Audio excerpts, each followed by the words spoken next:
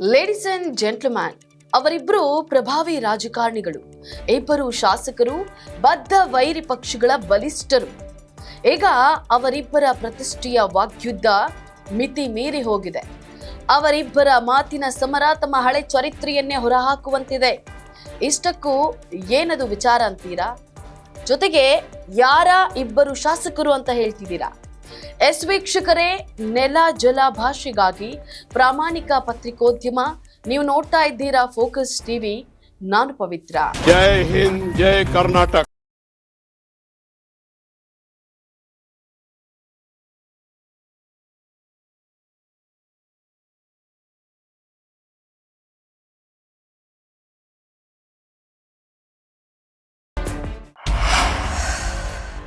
ನಾವು ಹೇಳ್ತಾ ಇರೋದು ಗಣಿದಣಿ ಬಿಜೆಪಿ ಶಾಸಕ ಜನಾರ್ದನ್ ರೆಡ್ಡಿ ಹಾಗೂ ವಿಧಾನ ಪರಿಷತ್ತಿನ ಕಾಂಗ್ರೆಸ್ ಸದಸ್ಯ ಬಿಕೆ ಹರಿಪ್ರಸಾದ್ ಅವರ ಮಾತಿನ ಯುದ್ಧವನ್ನ.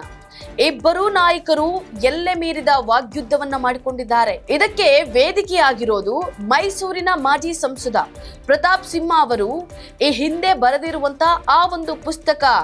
ಹೌದು, ಬಳ್ಳಾರಿಯ ಅಕ್ರಮ ಗಣಿಗಾರಿಕೆ ಬಗ್ಗೆ ಬಿಜೆಪಿಯ ಮಾಜಿ ಸಂಸದ ಪ್ರತಾಪ್ ಸಿಂಹ ಅವರು ಬರೆದಿರುವಂತಹ ಪುಸ್ತಕ ಈಗ ಈ ಇಬ್ಬರು ಶಾಸಕರ ವಾಗ್ಯುದ್ಧಕ್ಕೆ ವೇದಿಕೆಯಾಗಿದೆ. ಭ್ರಷ್ಟಾಚಾರಿಗಳ ಪಾರ್ಟಿ, ಅತ್ಯಾಚಾರಿಗಳ ಪಾರ್ಟಿ, ಲಂಚಗೆಟ್ಟವರು, ತ್ರಿವರ್ಣಧ್ವಜಕ್ಕೆ ಗೌರವ ಕೊಡ್ತಾ ಇರೋರು, ಸಂವಿಧಾನಕ್ಕೆ ಗೌರವ ಕೊಡ್ತಾ ಇರೋರು, ಇವ್ರಿಂದ ನಾವು ಕಲಿಬೇಕಾ?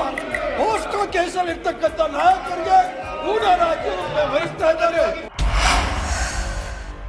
ಪ್ರತಾಪ್ ಸಿಂಹ ಅವರ ಪುಸ್ತಕವನ್ನ ಪ್ರಸ್ತಾಪಿಸಿರುವಂತಹ ಬಿಕೆ ಹರಿಪ್ರಸಾದ್ ತಮ್ಮದೇ ಪಕ್ಷದ ಮಾಜಿ ಸಂಸದ ಬರೆದಿರುವಂತಹ ಪುಸ್ತಕವನ್ನ ಓದಲು ಜನಾರ್ದನ್ ರೆಡ್ಡಿಗೆ ಸಮಯವೇ ಇರೋದಿಲ್ಲ. ಯಾಕಂದ್ರೆ ಅವರ ಮೇಲೆ ದಾಖಲಾಗಿರುವಂತಹ ಎಫ್ಐಆರ್ ಪ್ರತಿಗಳನ್ನ ಓದಲು ಸಮಯವೇ ಇರೋದಿಲ್ಲ. ಹೇಗಿದ್ದಾಗ ಪುಸ್ತಕವನ್ನ ಓದಲು ಸಮಯ ಸಿಗೋದಾದ್ರೂ ಹೇಗೆ ಅಂತ ಹೇಳಿ ಲೇವಡಿಯನ್ನ ಮಾಡಿದ್ದಾರೆ.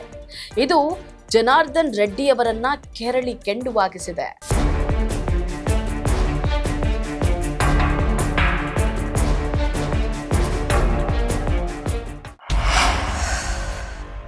ಬಿಕೆ ಹರಿಪ್ರಸಾದ್ ಹೇಳಿಕೆಯಿಂದ ಕೆರಳಿರುವಂತಹ ಜನಾರ್ದನ್ ರೆಡ್ಡಿ ಅಷ್ಟೇ ಕಾರುವಾಗಿ ಪ್ರತಿಕ್ರಿಯೆಯನ್ನ ನೀಡಿದ್ದಾರೆ.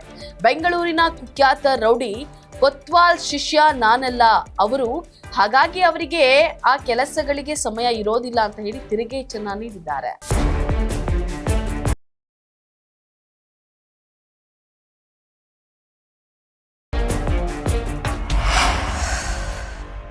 ಒಟ್ಟಾರೆ ರಾಜ್ಯದಲ್ಲಿ ಜನಾರ್ದನ್ ರೆಡ್ಡಿ ಹಾಗೂ ಬಿಕೆ ಹರಿಪ್ರಸಾದ್ ಅವರ ವಾಗ್ಯುದ್ಧ ಕಾವೇರಿದೆ. ಹರಿಪ್ರಸಾದ್ ಅಧಿವೇಶನದಲ್ಲಿ ರಾಜ್ಯಪಾಲರನ್ನ ತಡೆದಿದ್ದಕ್ಕೆ ಜನಾರ್ದನ್ ರೆಡ್ಡಿ ಖಂಡಿಸಿದ್ದಾರೆ. ಇದರಿಂದ ಕೆರಳಿದಂತಹ ಹರಿಪ್ರಸಾದ್ ತಮ್ಮದೇ ಬಿಜೆಪಿಯ ಮಾಜಿ ಸಂಸದನ ಪುಸ್ತಕವನ್ನೇ ಜನಾರ್ದನ್ ರೆಡ್ಡಿ ಮೇಲೆ ಪ್ರತ್ಯಾಸ್ತ್ರವಾಗಿ ಪ್ರಯೋಗಿಸಿದ್ದಾರೆ. ಜನಾರ್ದನ್ ರೆಡ್ಡಿ ಅವರು ಹರಿಪ್ರಸಾದ್ ಅವರ ಹಿನ್ನೆಲೆಯನ್ನ ಕೆಣಕಿದ್ದಾರೆ. ಇದು ಮತ್ತೆಲ್ಲಿಗೆ ಹೋಗಿ ತಲುಪುತ್ತದೆ ಅನ್ನೋದೇ ಸದ್ಯದ ಪ್ರಶ್ನೆಯಾಗಿದೆ. ಇದಾಗಿತ್ತು ಫೋಕಸ್ನ ಸ್ಪೆಷಲ್ ರಿಪೋರ್ಟ್.